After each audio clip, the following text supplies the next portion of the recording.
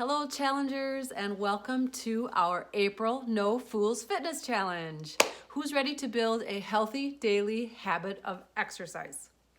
Yes, I am. And if you haven't been with us before, you're gonna find that this group is super encouraging to do just that. That is our purpose of this group, to help you with attainable exercise goals, to stick with it all month long, to try to stay consistent, and to start small. Start small with a baby step and then build each day up towards the end of the month. And then in 30 days, you'll feel like you've created a pretty good habit of exercise.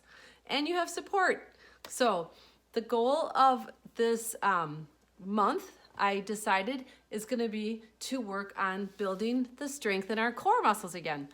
Months past, we've done 2 core exercise months, and they seem to be really the most popular. People want that strength, people want that stability.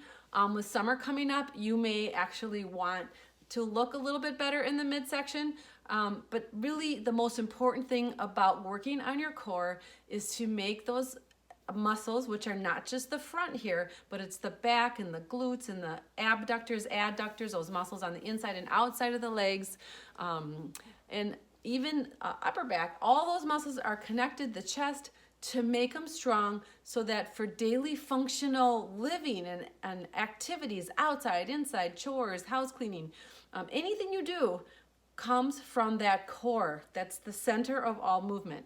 So that's why we're working on the core. And I'm really excited to get you guys started, and we're gonna cheer each other on.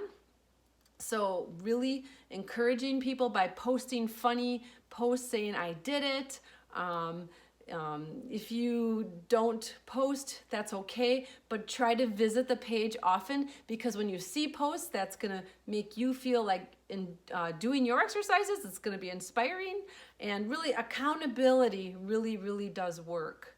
Also, some main important tips is consistency is key. So have an all or something mentality, not an all or nothing. So if you are going strong, and then suddenly you miss a few days, don't quit. Have a no quit mentality. You can start right back up the next day. Every day is new, and you're gonna keep working towards that end goal, April 30th. So 30 days, if you're pretty consistent, you're gonna build a pretty darn good habit. So we're gonna help each other, we're gonna encourage each other.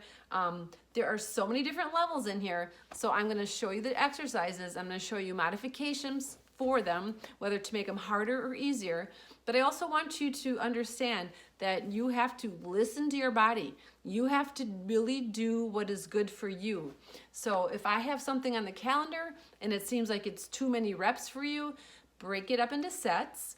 If it seems too easy for you because maybe you've been with us for many months now, then you know that you probably will want to do multiple sets. So I want you to listen to your body. And after I show you these exercises today, if you have any more additional questions on needing some other modifications, please reach out. I'm here to help you. There's always a way. There's always a way to make exercise work for everybody. So I'm here to show you that right now. So we're gonna start today with the first exercise on the sheet. Now it's all laid out, but if you wanna take this out of order, feel free to take it out of order. Just make it fit you. But I did start with a little bit of a cardio thing, and it says doing jump jacks or jog, or you can do both if you want. There's a number written by that exercise, and for instance, the first day it says 10. You can do 10 jumping jacks or 10 jogs, or you can do 10 seconds. So again, make it whatever works good for you.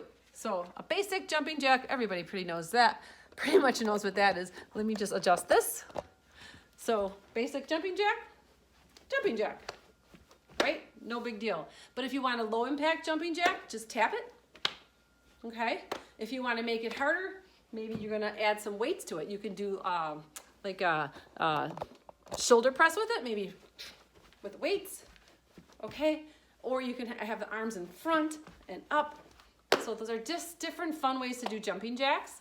And then the jogging, basic jog, we know what that is. 1, 2, 3, 4, right? But if you need to modify it by doing a march, Just get those knees up nice and high and swing those arms, okay? So either march or jog, that's it. Super easy, super basic, super easy.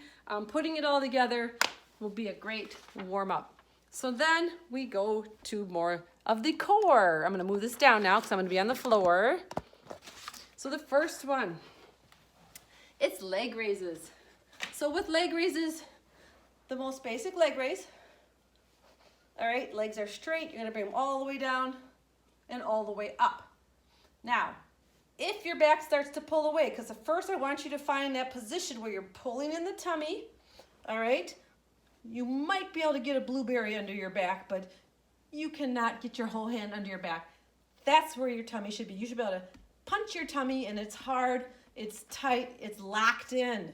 Then you lower those legs. If that tummy starts to pull away, that back starts to pull away, and the stomach becomes unlocked, that's when you bring those legs back up. So if you're advanced, you probably could bring them all the way down, but if you're not advanced, stop right before that back pulls away. Now to make it easier, you could do this with bent legs. Just tap the heels. You can do one leg straight. You could do one leg bent, okay? If your back bothers you, putting your hands under your hips always helps a bit as well. All right, and then whenever you lift up for these core exercises, it's recommended to exhale. All right, don't hold your breath in. You can go the pace of your breathing if you need to. All right, crunches, basic crunch, basic crunch. Put those hands behind your head, elbows back, keep your chin a fist away from your chest. Let your head rest in your hands. Press your back down as you come up and exhale. If you want this to be a little more difficult, add a lower body crunch with it, okay? You can even do one knee at a time. All right, that's your crunch. The next one, push-ups. Okay, very important for push-ups that your hands are right under those shoulders when you start, and your elbow, they're pointing down, those elbows. They're not out to the side, because if you do push-ups with your elbows out to the side, it's gonna be very difficult for your shoulders. So elbows down a bit. So like if you start from the top of your head down, it makes an arrow. So that's the position of your elbows. Now, you can put your feet different ways. You can do push-ups on your knees, all right? Start down, check those elbows, make sure they're right where they need to be, and your hands are right under your shoulders, and then come all the way up and all the way down. Keep your head neutral, all right? It's recommended to do a full range of motion. So if on your knees is too easy, go ahead and go on your toes. But if you can't go all the way down, then I recommend to go on your knees. Now maybe you're between and you're kind of working to build to go on your toes. Then take it and have one knee down, okay? One knee down, one leg straight, and that's another way. Now maybe it's really hard to do these on the floor in the first place, you aren't used to that, then just go ahead and do them against the wall, okay? I'm gonna break my screen. So find a stable wall and do a push-up, just lean back at an angle, and there you go. All right, that's the push-up. And then we have sit-ups. These are full sit-ups. This is what I meant, a full sit-up. If you can't do a full sit-up, I'll show you what to do. But full sit-up just means reach those arms all the way up, high to the sky, and down. Exhale when you come up, all right? If you can't come up, just do a crunch. See if you can reach those hands up, all right?